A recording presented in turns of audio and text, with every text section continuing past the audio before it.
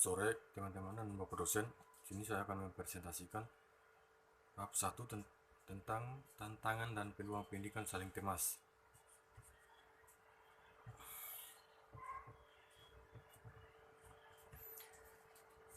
Satu pendahuluan.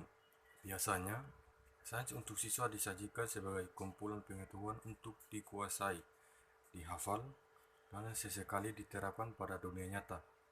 Sedikit sekali disampaikan bahwa sains adalah aktivitas manusia atau sosial yang syarat dinilai, kepercayaan dan kesepakatan yang terletak dalam waktu, konteks dan budaya tertentu.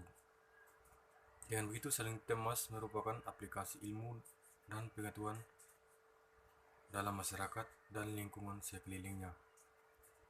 Sebuah contoh saling temas sederhana adalah kebiasaan para petani mengendalikan pertumbuhan gulma atau tanaman pengganggu dengan mengenangi lahan sawah mereka.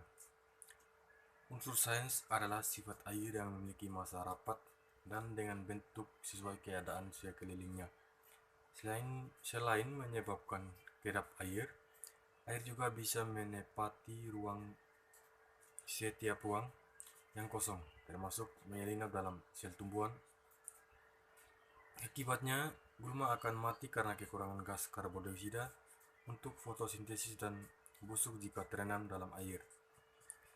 Yang kedua, 1.2, ciri-ciri pendidikan saling temas. Kendati pun dikenal dengan sebutan yang berbeda-beda, pendidikan saling temas menekankan agar pengajaran sains dan teknologi sesuai dengan konteks budaya, ekonomi, sosial, dan politik masyarakat sekitarnya. Menurut Solomon tahun 1994, ciri pendidikan saling temas meliputi 1. Pemahaman tentang ancaman lingkungan termasuk isu-isu global dan kualitas hidup. Yang kedua, aspek ekonomi, industri, dan teknologi. Yang ketiga, beberapa pemahaman tentang sifat sains yang keliru dan tentatif. Yang keempat, pembahasan pendapat dan nilai pribadi serta tindakan demokratis. Dan yang kelima, dimensi multi budaya. Berikut adalah prinsip-prinsip pendidikan saling temas. Yang pertama itu pembangunan berkelanjutan, yaitu melibatkan studi secara sistematis dan pemanfaatan sumber daya, mempertimbangkan kebutuhan jangka panjang manusia dalam upaya mempertahankan kehidupan dan lingkungan yang mendukung kehidupan. Prinsip yang kedua, pengambilan keputusan, yaitu mencakup pemahaman yang jelas tentang mekanisme pengambilan keputusan pada tingkat pemerintahan lokal, nasional, maupun keputusan tingkat pemerintahan lokal maupun internasional, swasta maupun industri. Prinsip yang ketiga, logika moral dan etika, yaitu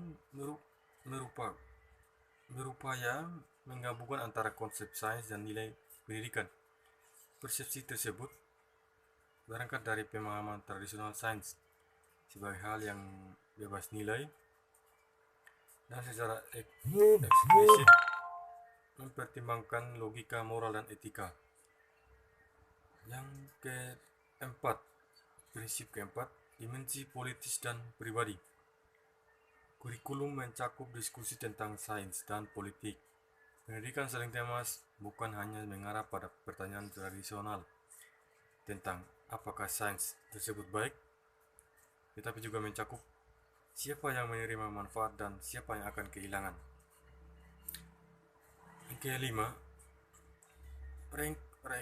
rekonstruksi sosial secara kritis, memungkinkan seorang untuk menggunakan keterampilan intelektual dan etikanya dalam menentukan sikap pro atau kontra terhadap setiap kemajuan iptek, memeriksa potensi manfaat dan biaya, mengenali kekuatan politik dan sosial yang mengarahkan perkembangan dan distribusi iptek. Prinsip yang kelima, 6. Tindakan yang ideal adalah memberdayakan orang, menyebabkan perubahan pribadi dan sosial. dan mempersiapkan warga negara untuk berfungsi secara efektif dan bertanggung jawab. Pendidikan saling temas tidak hanya cukup mengembangkan potensi untuk bertindak, tetapi memberikan disposisi untuk hal tersebut. Yang ketujuh, penekanan pada sifat pengetahuan.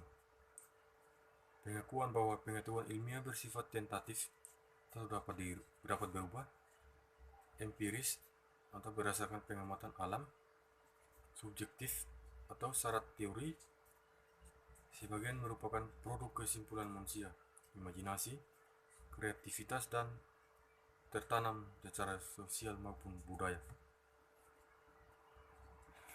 Eksplorasi isu sains sosial, yaitu sains dalam kehidupan masyarakat sehari-hari.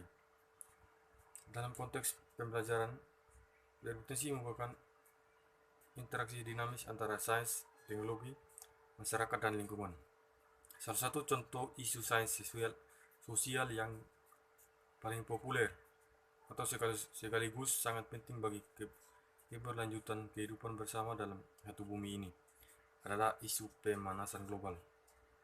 Jangan dilupakan, kecelakaan lalu lintas, emosi, dan risiko gangguan kesehatan bertambah pula seiring dengan meningkatnya kepadatan kendaraan di jalan. Secara global, akumulasi gas buang sisa pembakaran bahan bakar tidak terbarukan, terutama gas CO2 di atmosfer, menimbulkan dampak yang dikenal sebagai efek rumah kaca, yaitu peningkatan suhu bumi yang disebabkan oleh sinar matahari, gelombang pendek terperangkap oleh kubah CO2, dan gas rumah kaca lainnya seperti metana. Pada saat ini, paling tidak terdapat 15 permasalahan lingkungan global yang mengancam keberlanjutan kehidupan dalam planet bumi ini. Yang pertama, polusi, yaitu peristiwa masuknya benda-benda asing ke dalam lingkungan alami sehingga menimbulkan gangguan fungsi lingkungan seperti partikel debu pabrik yang memasuki atmosfer atau kebisingan akibat kepadatan lalu lintas. Yang kedua, pemanasan global, yakni menghangatnya secara perlahan-lahan permukaan bumi, lautan, dan atmosfer. Yang ketiga, kelebihan populasi manusia, terutama disebabkan kegagalan dalam mengendalikan angka kelahiran. Yang keempat, penipisan sumber daya alam. Yang kelima, limbah pembuangan, merupakan limbah yang tidak diinginkan yang bisa berupa limbah domestik, limbah pertanian, dan limbah industri. Yang keenam, perubahan iklim yang terjadi akibat interaksi kompleks antara perubahan suhu atmosfer, curah hujan, kelembapan, angin, dan musim. 7. Kehilangan keanekaragaman hayati. Yang ke-8, deforestasi atau kehilangan hutan yang diakibatkan oleh berbagai aktivitas manusia seperti pembakaran liar, pembakaran hutan, penebangan di lahan hutan, alih fungsi lahan hutan menjadi kawasan industri, pertanian, dan pemukiman. Yang ke-9, pengawasan laut, terjadi akibat peningkatannya kandungan CO2 dalam atmosfer yang sekitar sepertiganya diserap oleh air laut. Yang ke-10, penipisan lapisan ozon pada stratosfer. Yang ke-11, hujan asam. Ke-12, perluasan kawasan urban. Yang ke-13, kesehatan masyarakat, antara lain bahaya akibat alkohol, keamanan pangan, infeksi penyakit menular. Yang ke-14, rekayasa genetika. Yang ke-15, yang terakhir, polusi air, yaitu kontaminasi bahan air seperti danau, sungai, lautan, dan air bawah tanah oleh pencemaran berbagai bahan atau materi pencemar air. Sekian dan terima kasih.